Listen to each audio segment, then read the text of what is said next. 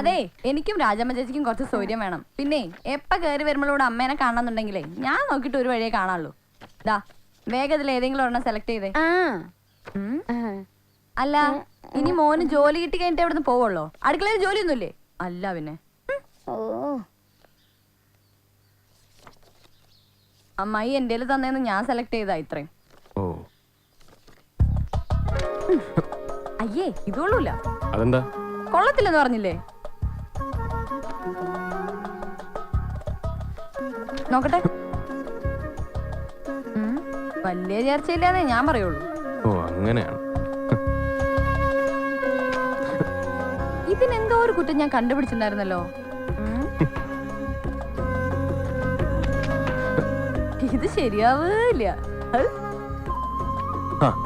ഇത് നന്നായിട്ടുണ്ട്. ഇതിനും ഞാനൊരു കുറ്റം കണ്ടുപിടിച്ചിട്ടുണ്ടായിരുന്നേ.